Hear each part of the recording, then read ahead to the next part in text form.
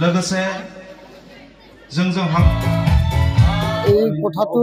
যে এটা শিক্ষাৰ এটা দফা আছিল যে 6.3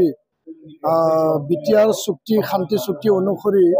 বিদ্যালয় প্ৰাধিকৰণৰ কথা বিটিআৰ অঞ্চলত বড়ো মাধ্যম অসমীয়া মাধ্যম আৰু বিটিআৰৰ বাহিৰত বড়ো মাধ্যমৰ বিদ্যালয় প্ৰাধিকৰণৰ যি কথা ইয়াত উল্লেখ আছিল 5টা বছৰ যেহেতু হ'বলৈ গৈছে তো ইয়াত 10টা যে মহাবিদ্যালয় বা কলেজে প্ৰাধিকৰণ কৰা প্ৰক্ৰিয়া এতিয়ালৈকে সম্পন্ন হ'ল আমাৰ আজিৰ তাৰিখত স্পষ্ট মতামত এইটোৱে অসমৰ মাননীয় মুখ্যমন্ত্ৰী ডাঙৰীয়া শিক্ষামন্ত্ৰী ডাঙৰীয়াক আমি আহ্বান জনাইছোঁ যে যি এলপি স্কুল এমই স্কুল হাই স্কুল হায়াৰ ছেকেণ্ডাৰী আৰু জুনিয়ৰ কলেজ প্ৰাধিকৰণৰ যি কথা আছিল সেই কথাটো সময় সাপেক্ষে যেনেকুৱা হ'ব লাগিছিল সেই কথাটো হৈ উঠা নাই আৰু ইয়াৰ কাৰণে মই মুখ্যমন্ত্ৰী ডাঙৰীয়াক শিক্ষামন্ত্ৰী ডাঙৰীয়াক কাতৰ আহ্বান আৰু দাবী ৰাখিছোঁ যে বিদ্যালয় মাতৃভাষাৰ বিদ্যালয় জীয়াই ৰখাৰ স্বাৰ্থত এই বিদ্যালয়খনি চুক্তিৰ অনুসৰি মৰ্যাদা দিয়া অধিকাৰ দিয়াৰ স্বাৰ্থত বিদ্যালয়খন বচাব আৰু ছাত্ৰ ছাত্ৰীৰ যি মৌলিক অধিকাৰ শিক্ষাৰ যি অধিকাৰ ৰাষ্ট্ৰীয় শিক্ষা নীতি সেই গোটেইবিলাক যদি চলাই নিব লাগে প্ৰাধিকৰণৰ বাদে ইয়াৰ বিকল্প পন্থা নাই আৰু যদি সময়ত অতি সোনকালে যদি প্ৰাধিকৰণৰ যদি প্ৰক্ৰিয়া সম্পন্ন নকৰে তেতিয়াহ'লে সেই বিদ্যালয়সমূহ মৰি যাব সেই বিদ্যালয়সমূহ নাইকিয়া হৈ যাব যেহেতু বড়ো মাধ্যম অসমত সেকেন্ড লাৰ্জেষ্ট মাধ্যম হয় অসমীয়া মাধ্যমৰ পিছতে আমাৰ এটা দৃঢ় বিশ্বাসী আৰু আশা আছিল যে মাতৃভাষা মাধ্যম আগুৱাই নিয়াৰ ক্ষেত্ৰত বড়ো মাধ্যম আৰু গুণগত শিক্ষা সেইটো সম্পন্ন কৰাৰ কাৰণে প্ৰাধিকৰণ প্ৰক্ৰিয়াটো আটাইতকৈ গুৰুত্বপূৰ্ণ আৰু সেই হিচাপে চুক্তিত সন্নিৱস্ত হৈছিল তো ইয়াৰ কাৰণে মই খুবেৰে ক'ব বিচাৰিছোঁ আৰু কাতৰ আহ্বান জনাব বিচাৰিছোঁ মুখ্যমন্ত্ৰী ডাঙৰীয়াক শিক্ষামন্ত্ৰী ডাঙৰীয়াক অতি শীঘ্ৰে বড়ো মাধ্যম অসমীয়া মাধ্যম বিটিআৰৰ আৰু বিটিআৰৰ বাহিৰৰ বড়ো মাধ্যম আপোনালোকে প্ৰাধিকৰণৰ কাম সম্পন্ন কৰক আৰু চুক্তি অনুসৰি যি কমিটমেণ্ট যি প্ৰতিশ্ৰুতি এইটো আপোনালোকে পালন কৰক আৰু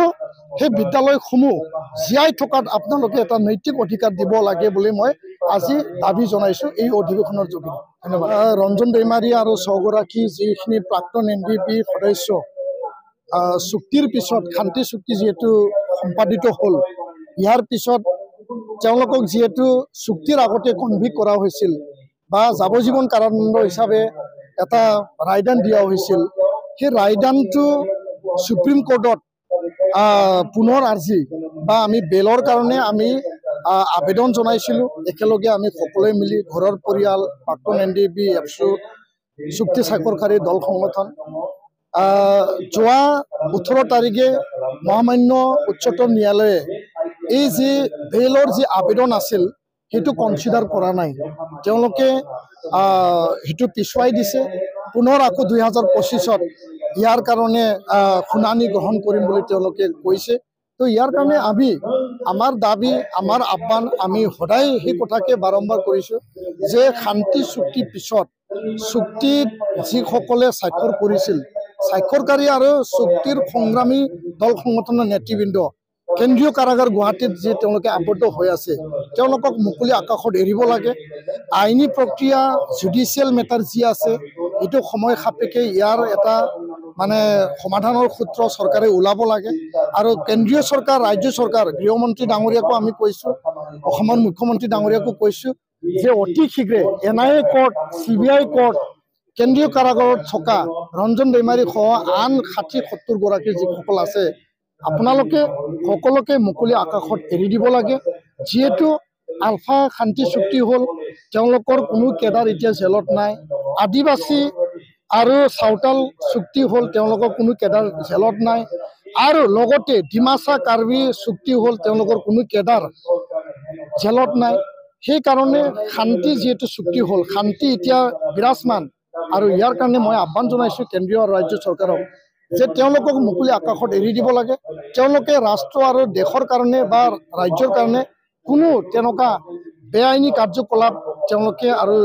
নকৰে কাৰণ চুক্তিত সকলোৱে আবদ্ধ হৈছে অস্ত্ৰ তেওঁলোকে অলৰেডি জমা দিলে এনেকুৱা হিংসাৰ যি এটা পন্থা আছিল সেইটো তেওঁলোকে অলৰেডি এৰিলে তো ইয়াৰ কাৰণে সেইটো চাই পেলাই চৰকাৰে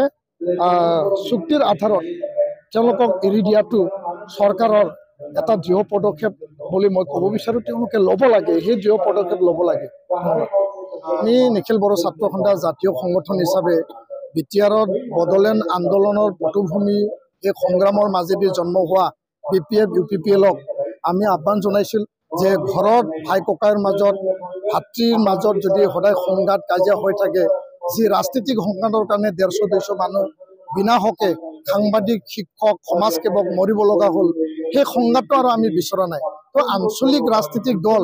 একত্ৰিত হৈ পেলাই আগবাঢ়ক সেইটো কাৰণে আহ্বান জনাইছিল আৰু এতিয়া আমি দেখিবলৈ পাইছোঁ হাগ্ৰামা মহিলাৰী ডাঙৰীয়া সেই এটা যি প্ৰক্ৰিয়া তেওঁ এইটো নস্বাত কৰিছে বাই ইলেকশ্যনত তেওঁ এই দলক সেই দলক মানে দুখ দি পেলাই সেই যি এটা প্ৰক্ৰিয়া মই স্বয়ং হাগ্ৰামা মহিলাৰী ডাঙৰীয়াক লগ ধৰিছিলোঁ যোৱা মানে ছেপ্টেম্বৰ অক্টোবৰ মাহত এবাৰৰ কাৰণে প্ৰমোদ বড়ো ডাঙৰীয়াৰ লগতো আলোচনা কৰিছিলোঁ আন নেতা ৰবিৰাম নাৰ্জাৰী ডাঙৰীয়া খাম্ফা বৰগোহাঁই ডাঙৰীয়া চন্দন ব্ৰহ্ম ডাঙৰীয়া ৰঞ্জুৰা নাৰ্জাৰী ডাঙৰীয়া ইউজি ব্ৰহ্ম ডাঙৰীয়া সকলোৰ লগত আলোচনা বিলোচনা কৰা হৈছিল যাহাতে এটা বুজাবুজিৰ মাজত এই ৰাজনীতিক যি এটা প্ৰক্ৰিয়া সেইটো আগবাঢ়ি যায় কিন্তু তেওঁলোকে যি এটা চিন্তাৰে নস্বাত কৰিলে ইয়াৰ পিছত আৰু আমি এতিয়া পুনৰ চিন্তা কৰা নাই সময় আহক নতুন বছৰ আহক তেতিয়া আমি চিন্তা কৰিবলৈ সাহস পাম 2025ত যদি নতুন বছৰে আমাক মানে সাহস দিয়ে তেতিয়া আমি পুনৰ ইয়াৰ কাৰণে কাম কৰিম বুলি আমি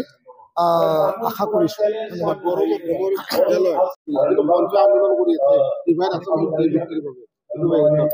নাই এইটো গণতান্ত্ৰিক দেশত সকলোৱে নিজৰ কথা ৰাখিব আমি যি এটা আন্দোলনৰ পৰিক্ৰমা দি আহিছে যি জাতিৰ অস্তিত্বক লৈ পেলাই কাম কৰিছে সেই অস্তিত্বটো জাতি নিৰ্মাণৰ কাৰণে আমি এতিয়া ব্যৱহাৰ কৰিব বিচাৰিছোঁ কোনোবাই আৱেগিকভাৱে ক'ব সেই কথাটো কোনটো দিশৰ পৰা আহিছে কোনটো এংগলৰ পৰা আহিছে আৰু কি অবজেক্টিভ লৈ পেলাই তেওঁলোকে বড়োলেণ্ড যি দাবীৰ কথা প্ৰসংগ তেওঁলোকে ওলাইছে সেই কথাটো চাব লাগিব কাৰণ বড়োলেণ্ড আন্দোলন এটা গণ আন্দোলন এটা মাছ পিপল মাছ ৰেভলিউশ্যনৰ এটা আন্দোলন আছিল উপেন ব্ৰহ্মৰ আন্দোলন গণতান্ত্ৰিক এটা আন্দোলন গণতান্ত্ৰিক পন্থাৰে আৰু সেই আন্দোলনটো যি মৰ্যাদা যি এটা খ্যাতি মানে অৰ্জন কৰিলে সেইটো সৰু পৰ্যায়ত আন্দোলন কৰি পেলাই সেই পৰ্যায়ত কোনোবাই মানে নিজৰ দৃষ্টিভংগী নিজৰ এটা মানে অবজেক্টিভ নিজৰ এটা বিভিন্ন দিশ থাকিব পাৰে সামাজিক দিশ থাকিব পাৰে ৰাজনৈতিক দিশ থাকিব পাৰে বিভিন্ন পন্থাৰ যোগেদি সেইটো হ'ব পাৰে সেই কথাটো তেওঁলোকে বিবেচনা কৰক মই ইয়াৰ ওপৰত ক'ব লগা নাই কিন্তু সেই আন্দোলনৰ মৰ্যাদাটো তলত আনি পেলাই আন্দোলনৰ যি এটা ভেটি নিৰ্মাণ কৰিছিল সেইটো লাজ দিব নালাগে মই সেইটোৱে ক'ব বিচাৰিছোঁ